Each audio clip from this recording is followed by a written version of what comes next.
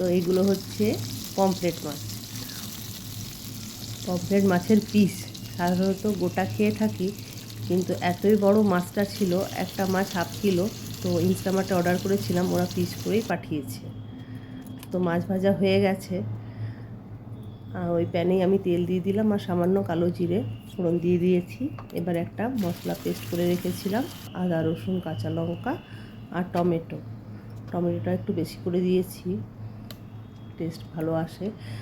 আর দিয়ে দিলাম নুন আর হলুদ। এবার এই মশলাটা ভালো করে কষিয়ে নেব,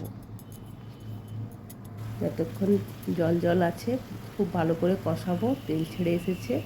এই সময় আমি একটুখানি গোলমরিচের গুঁড়ো দিয়ে দিলাম। তো দেখো কষানো প্রায় হয়েই এসেছে।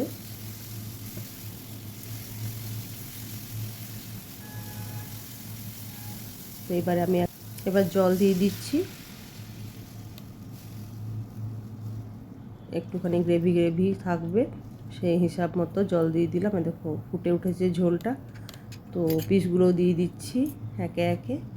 এটা একটা পমফ্রেটের পুরো পিস করে যতগুলো পিস হয় সেটা পাঠিয়েছিল, একটা গোটা মাছের এতগুলো পিস হয়েছে। তো বুঝো কত বড় মাছটা ছিল, হাফ কেজির উপর মনে হয় মাছটা ছিল। তো খেতেও ভালো ছিল, টেস্টও হয়েছিল ভালো। তো আমার হয়ে এলো পমফ্রেট কারি। ফিনিশিং টাচ দিয়ে দিলাম ধনে পাতা। তো কেমন লাগলো বলো রান্নাটা। থ্যাংক ইউ সবাইকে।